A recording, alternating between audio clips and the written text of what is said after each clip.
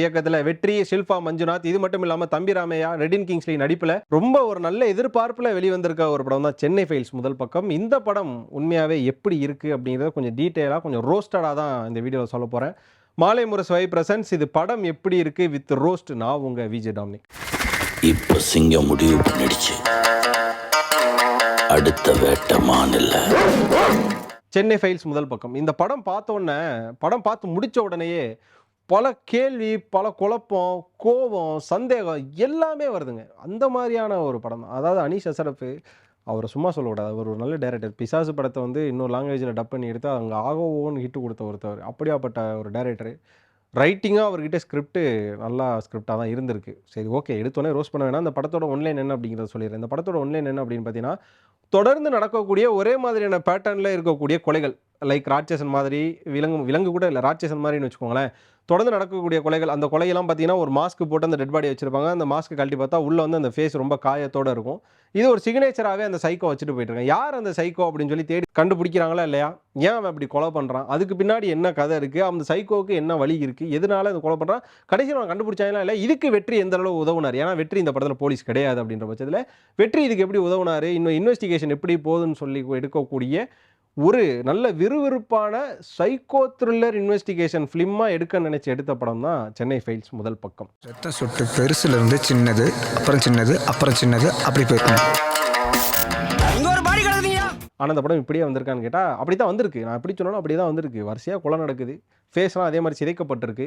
அதுக்கப்புறம் பார்த்தீங்கன்னா தம்பி ராமையா தலைமையில் ஒரு படை அமைச்சு அதில் வந்து தேடுதல் வேட்டையெல்லாம் நடந்து கடைசியாக அவர் யாருன்னு கண்டுபிடிச்சிடறாங்க. அதுக்கு பின்னாடி ஒரு கதையும் இருக்குது. அந்த கதையை வந்து ஜஸ்டிஸாக இருக்கா இல்லையான்றதெல்லாம் வந்து படத்தில் வருது.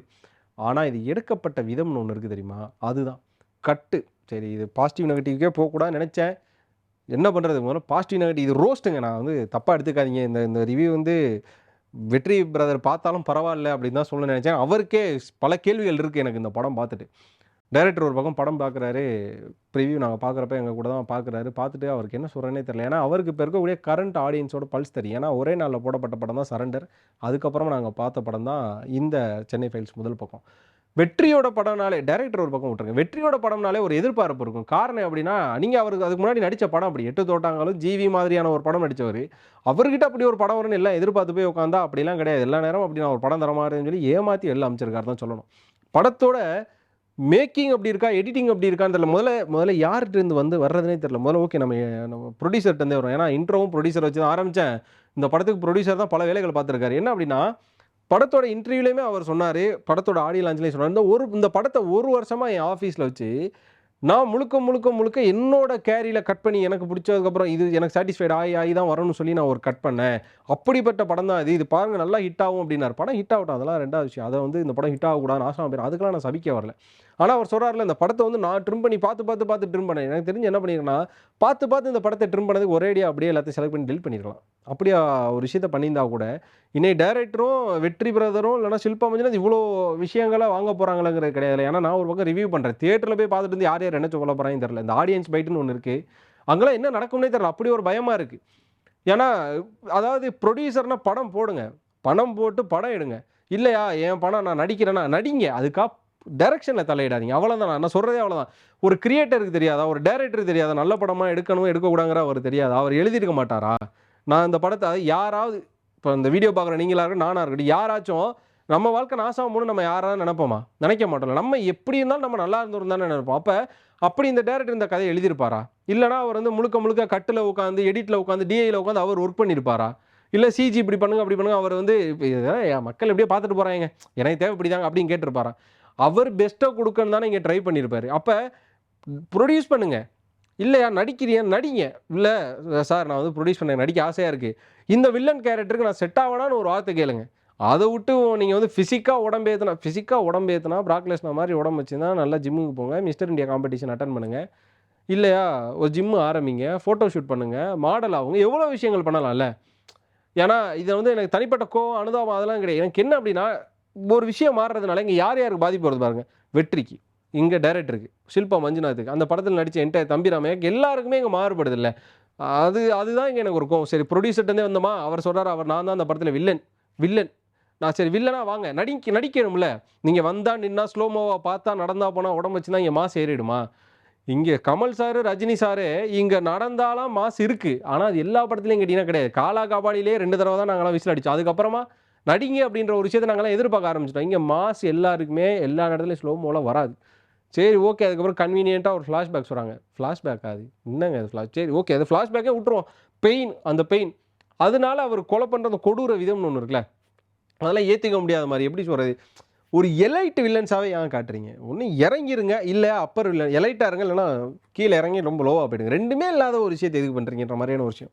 ப்ரொடியூசரை தாண்டி அப்புறமா வெற்றி பிரதருக்கு வரணும். என்ன அப்படின்னா, வெற்றி பிரதர் நான் வந்து இன்டர்வியூ எடுக்கிறப்பலாம் அவர்கிட்ட கேட்குறதுலாம், உங்களுக்கு ஷட்டிலான ஒரு படமோ இல்லை இன்வெஸ்டிகேஷனான ஒரு படமோ ஏன் இப்படியே ஒரு படம் வருது, மாற்றி ஒரு படம் பண்ண மாட்டீங்களா கேட்டால், இல்லை நான் மாற்றி பண்ணுறேன் அப்படின்னு சொல்கிறாரு. அவருக்கும் நடிக்கிற நல்ல ஆசைகள் இருக்குது. ஆனால் இந்த படத்தில் என்ன ஒரு மிஸ்டேக்னா, இப்போ ஜிவியே 8 தொட்டாக்குள்ள காப்பாக இருப்பார், ஓகே. இந்த படத்தில் அவர் காப் கிடையாது. இவர் தம்பி ராமையாவுக்கு இன்வெஸ்டிகேஷன் உதவி பண்ணக்கூடிய ஒரு நபர். காரணம் என்னன்னா, அவங்க அப்பா ஒரு மிகப்பெரிய கிரைம் நாவல் எழுதக்கூடிய ஒரு எழுத்தாளர் என்ற பட்சத்தில் அவங்க அப்பா புத்தகங்களை படிக்கிறதுனாலேயே நடக்கக்கூடிய அடுத்தடுத்த கொலைகளை காவல்துறையில் ட்ரைனிங் எடுத்து எஸ்ஐயா இன்ஸ்பெக்டராக பல போஸ்டிங்கில் இருக்க யாராலையும் கண்டுபிடிக்க முடியாத ஒன்றை இவர் தம்பிராமையாக இருந்து கண்டுபிடிப்பார். முதல்ல அங்கேயே ஒரு கிளாஸ் தான்.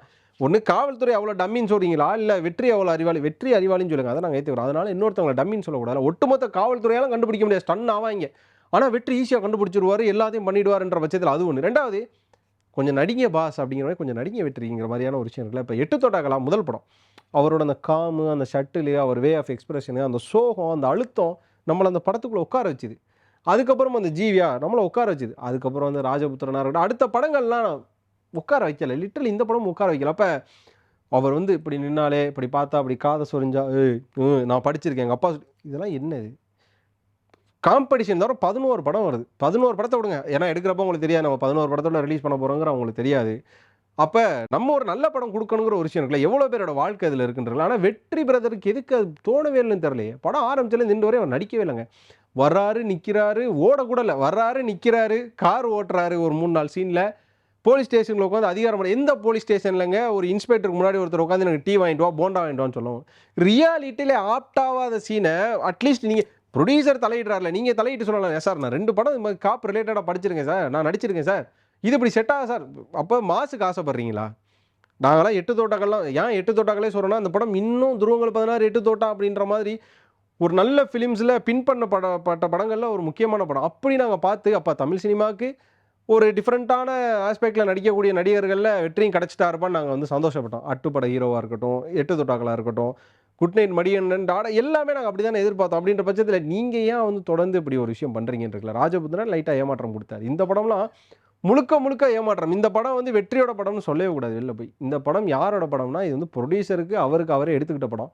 அவருக்கு எடுத்துக்கிட்ட படத்தில் இவ்வளோ பேரை நடிக்க வச்சிருக்காரு அப்படின்னு தான் சொல்லலாம். அதுக்கப்புறம் தம்பி ராமையா சார், அவர்லாம் வந்து ஒரு லெஜெண்ட். தம்பி ராமையா சார் வந்து ஒரு லெஜெண்ட். அவர் வந்து நம்ம வந்து அண்டர் ரேட்டட், அப்பர் ரேட்டட் அதெல்லாம் விட்டுருவோமே, அவருக்கு எக்ஸ்பீரியன்ஸ் என்னங்க, அவர் எப்படியாப்பட்ட படத்தில் நடித்தவர். அவரை கொண்டாந்து அவருக்கு ஒரு ஜஸ்டிஸ் தோண வேணாமா? சார் நான் ஒரு போலீஸு, எனக்கு ஒருத்தர் அட்வைஸ் பண்ணுற அளவு வர அளவு ஏன் டம்மியாக ஒரு ரைட் அப்பு இல்லைனா டம்மியாக ஒரு சீன் வச்சுருக்கீங்க, அதை அவர் கேட்காம படம் என்டையர் வரை நடிக்கிற ஒரு விஷயம் இருக்குல்ல. அதெல்லாம் வந்து நம்மளுக்கு ஒரு மதிப்பு, ஒரு விஷயம் குறையிற மாதிரி தான் இருக்குது. அப்படியாப்பட்ட ஒரு விஷயமாக தான் இந்த படத்தில் இது இருக்குன்னு வச்சுக்கோங்களேன். அதுக்கப்புறமா ஷில்பா மஞ்சுநாத், அவங்களோட வாய்ஸை போட்டிருந்தா கூட படம் இன்னும் சூப்பராக இருந்திருக்கும். பட் அவங்களோட வாய்ஸையும் கட் பண்ணி, அதாவது சொல்லுவோம்ல, காருக்கு எதுக்கு அச்சாணின்னு கேட்பார்ல, அது மாதிரி தான். அவங்கள நம்ம எதுவும் சொல்ல வேணாம், அப்படியே விட்டுருவோம். பாவம், அவங்க வந்து ரொம்ப எதிர்பார்க்குறாங்க. நான் மற்ற லாங்குவேஜஸ்லாம் எல்லா படமும் நடிக்கிறேன், தமிழில் செலக்டிவாக தான் நடிக்கிறேன்னு சொன்னாங்க. அதனால் அவங்கள எதுவும் சொல்ல வேணாம், அப்படியே ஒரு பக்கம் விட்டுருவோம். அதுக்கப்புறமா இந்த படத்தோட டைரக்டர் அனீஸ் அஷ்ரஃப் ரொம்ப கான்ஃபிடென்ஸாக இருந்தார். எனக்கு என்ன சொல்கிறனே தெரில. ஒருவேளை அவரே வந்து படத்தை ஃபுல் அவுட்டை தான் பார்க்குறாராங்கிற மாதிரி சந்தேகங்கள்லாம் இருந்தது. ஒரு டைரக்டருக்கு ஒரு படம் பண்ணுறதுங்கிறது ஒரு ரொம்ப நாள் தவன்னு சொல்லுவாங்க. அவ்வளோ கஷ்டப்பட்டு ஒரு ப்ரொடியூசரை கன்வின்ஸ் பண்ணி அந்த கதையை மேக்கிங்கை எடுத்து, முதல்ல பவுண்டில் இருக்கிறத முதல்ல மைண்டில் இருக்க ஸ்கிரிப்டில் கொண்டாடணும், ஸ்கிரிப்டில் இருக்க பவுண்டில் கொண்டாடணும், பவுண்டில் இருக்கிறத முதல்ல ஸ்க்ரீன் ப்ளே எழுதி, அதுக்கப்புறம் அதை கேமராவில் கொண்டாந்து மானிட்டரில் பார்த்து, எடிட்டில் வாங்கி, ஷார்ட்டில் வாங்கி, படமாக பார்த்து, அதுக்கப்புறம் தியேட்டரில் கொண்டாடுறதெல்லாம் ஒரு மிகப்பெரிய கஷ்டமான விஷயம் தான், இல்லைன்னு சொல்லலை. கஷ்டப்படுறது தான் எல்லாம் சம்பாதிக்கிறாங்க. ஆனால் அதை இன்னொருத்தவங்க வந்து பண்ணிட்டு போகிறாங்கன்றதுல அது ஏற்றுக்கொள்ள முடியாத விஷயம். சரி ஓகே, படத்தை முடிங்கடா அப்படின்னு நினச்சிட்டு இருக்கும்போது, முடிஞ்ச படத்துக்கு ஒரு ஃப்ளாஷ்பேக் ஒன்று எடுத்துகிட்டு வந்தாங்க பாருங்கள். கோவம் வந்ததே அங்கே தான். என்னன்னா, ஒன்று சைக்கோ த்ரில்லர்னா, சைக்கோ கொலை பண்ணானா இந்த கதையை சொல்லுங்கள், சைல்டு அபியூஸ்னா அந்த கதையை சொல்லுங்கள், ரெண்டையும் சொல்லி எதுக்கு? ஒன்று இந்த கதையை எடுங்கன்னா அந்த கதையை எடுங்க. எது ஃபர்ஸ்ட் ஆஃப் ஒரு கதை, செகண்ட் ஆஃப் ஒரு கதைப்பா, ஆனால் கிளைமேக்ஸில் வந்து இங்கே முடிச்சிடுவார்ப்பா. இதில் வேறு வெற்றி வந்து அவர் அடித்ததுக்கான டெஃபினேஷன்லாம் சொல்லுவார். அவனை இந்த கணையத்தில் அடித்தேன், இங்கே குடலில் அடித்தேன், அங்கே நெஞ்செலும்பில் அடித்தேன், இங்கே இதயத்தில் அடித்தேன். எனக்கெல்லாம் என்ன தோணுச்சுன்னா, ஒரு கட்டத்தில ஸ்க்ரீனுக்குள்ள கைய விட்டு எங்கள அடிச்சு கொன்றுங்க. நான் அப்படின்ற மாரி தான் தோணுச்சு.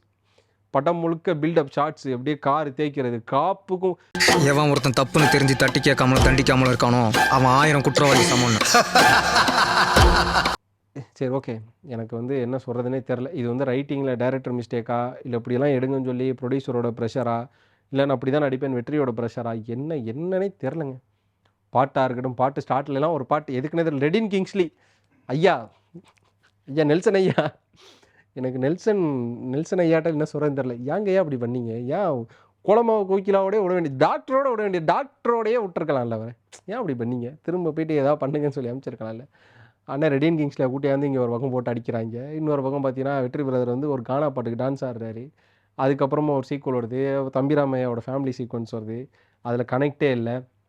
ஒரு விஷயம் மிகப்பெரிய விஷயம் நடக்கிறதுக்கு முன்னாடி ஒரு பாட்டு ஒண்ணு, லீனியரே இல்லாத ஷார்ட்ஸ் ஒண்ணு, ஒரு ஒரு ஒரு விஷயத்தெல்லாம் கண்டுபிடிப்பாரு. இந்த மான்ஸ்டர்னு ஒரு ட்ரிங்க் இருக்கும். அந்த ட்ரிங்க் மூலமா தான் சைக்கோவே கண்டுபிடிப்பாரு. 3 விரல் வச்சதுனால மான்ஸ்டர கண்டுபிடிச்சீங்க. 4 விரல் வச்சிருந்தா என்ன பண்ணியிருப்பீங்க? 4 விரலு என்ன கண்டுபிடிச்சிருப்பீங்க? இ என்ன ரைட்டிங்னே எனக்கு தெரியல. ஏன்னா எவ்வளவோ இப்ப ராட்சசன் எடுத்துப்போங்க நம்ம. ராட்சசன் அதுக்கப்புறம் வந்துச்சு சைக்கோன்னு 2 படம் எடுத்துப்போம். 2மே சைக்கோ கில்லர்ஸ் தான். அதுக்கு முன்னாடி ஒரு ஸ்ட்ராங்கான ஸ்டோரி. அத விடுங்க. அது எப்படி கண்டுபிடிச்சான்ற ஒரு இன்வெஸ்டிகேஷன். சைக்கோலலாம் உதயநிதி கண் இல்லாத, கண் பார்வை இல்லாத ஒரு மாற்றுத்திறனாளியா இருப்பாரு. அதே நேரம் பார்த்தீங்கன்னா, நித்யா மேனன் அவங்கள வச்சுட்டு எப்படி அந்த படத்த அவர் எடுத்துட்டு போயிருப்பாரு. அவர்கிட்ட அசிஸ்டன்ட்டா இருந்தவர் தான் நம்ம அனீஷ் அப்படிங்கிற நம்ம எல்லாருக்குமே தெரியும். அவரு அது பேட்டர்ன் தான் எழுதியிருப்பாருங்கிறது தெரியும். ஆக மொத்தம் சொல்ல வர ஒண்ணே ஒண்ணு தான். ரீசென்ட் டேஸ்ல நம்ம பார்த்துட்டு இருப்போம். அதாவது முன்னாடிலாம் சரவணா ஸ்டோர்ஸ் அண்ணாச்சி மட்டும் தான் காசு அவர் போடுறனால நான் நடிப்பேன்னு சொல்லி, அவரு ஒரு பெட்டரா பண்ணுவாரு. சுத்தி ஹன்சிகா, தமன்னா இப்படியா பெட்டர் ஹீரோயின்ஸ்லாம் நடிக்க விட்டு டான்ஸ் ஆட விட்டு அவர் நடந்து வந்துட்டு போயிருவாரு. அதே மாரி என்ன பண்ணீங்கன்னா, ப்ரொடியூஸ் போடுறீங்களா? வாங்க ஒரு கேமியோ ரோல் பண்ணுங்க. அப்படியே கெஸ்ட்டா பண்ணிட்டு போயிருங்க. அத விட்டுப்புட்டு நான் தான் வில்லனா பண்ணுவேன், அத பண்ணுவேன், இத பண்ணுவேன்னு சொல்லி ஒரு படத்த போட்டு சிதைச்சு, உட்காந்து பார்க்குற நம்மள ஒரு 2 1/2 2.25 மணி நேரம் போட்டு வதச்சி, ஒரு நல்லா எடுக்க வேண்டிய படத்த இப்படி எடுத்துட்டாங்களே. நான் வந்து இன்டர்வியூல ஒரு கேள்வி கேட்டேன். "சென்னை ஃபைல்ஸ் முதல் பக்கம்னு சொன்னீங்க. 2வது பக்கம் இருக்கா?" அப்படின்னு சிரிச்சுட்டு விட்டாங்க. என்னைய கேட்டா, "தயவு செஞ்சு முதல் பக்கத்தோடயே முடிச்சிருங்க. இன்னொரு 2வது பக்கம் எடுக்காதீங்க. எடுத்தா பெட்டரா எடுங்க. தயவு செஞ்சு 2வது பக்கம் வேணாம். இவர் செத்துட்டாரு. ஏதாவது ப்ரொடியூசர் வில்லன் செத்துட்டார் அந்த படத்துல. அதனால 2ஆம் பக்கம் எப்படி வரும்னு தெரியல. எடுக்கிற ஐடியா இருந்தா தயவு செஞ்சு எடுத்துறாதீங்க. அப்படி எடுக்கிற மாரி தான் அனீஸ் சார் கண்டிப்பா வேற team and cast and crew வச்சு 2ஆம் பக்கம் எடுங்க." மிகப்பெரிய டிசப்பாயின்ட்மென்ட் இந்த வாரம் அந்த படத்துல எதிர்பார்க்கப்பட்ட டிசப்பாயின்ட்மென்ட். வெற்றி பிரதர்ட்டருந்து எதிர்பார்க்கப்பட்ட ஒரு டிசப்பாயின்ட்மென்ட்.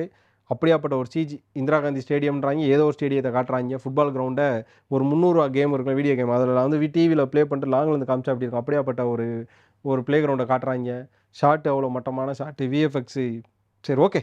இத வந்து கழுவக்கூடாதுன்னு தான் நெனச்சேன். ரோஸ்ட் பண்ணக்கூடாதுன்னு நெனச்சேன். ஆனா ஒரு மெச்சூர்டான ஆக்டர்ஸ வச்சுட்டு, ஒரு மெச்சூர்டான ரைட்டர், ஒரு டைரக்டர வச்சுட்டு, இப்படி ஒரு விஷயம் போனதுக்கு புரொடியூசர் காரணமா, டைரக்டர் காரணமா, வெற்றி பிரதர் காரணமா, யார் காரணம்னு தெரியல. ஆக மொத்தம் படம் ஏதோ ஒரு அரசியலுக்கு உட்பட்டு இப்படி ஒரு அவுட் வந்துருச்சுங்கிறது மட்டும் 100% தெரியும். ஓவராலா இந்த வாரம் வந்திருக்க முதல் பக்கம், அதுதான் வந்து இந்த படத்துக்கு கடைசி பக்கமா இருக்கணும் அப்படிங்கிற ஒரு விஷயத்தோட, இதுக்கான ரேட்டிங்கோ, ஆவரேஜோ எதுவுமே சொல்ல விரும்பல. இந்த படம் நீங்க தப்பி தவறி தியேட்டருக்குள்ள போய் உட்காந்து பார்த்தீங்க அப்படின்னா, பார்த்திருந்தீங்க அப்படின்னா, உங்களோட கருத்து உங்களுக்கு எப்படி இருந்துச்சு அப்படிங்கிறத கண்டிப்பா கமெண்ட்ல சொல்லுங்க. இந்த வீடியோ புடிச்சிருந்தா லைக் பண்ணுங்க. கதறி கதறி இந்த படத்தெல்லாம் நான் பார்த்துட்டு இருந்திருக்கேன். லைக் பண்ணுங்க, ஷேர் பண்ணுங்க. மறக்காம மாலை முரசு வைபை சப்ஸ்கிரைப் பண்ணிட்டு பக்கத்துல இருக்க பெல் ஐகானை கிளிக் பண்ணிக்கோங்க.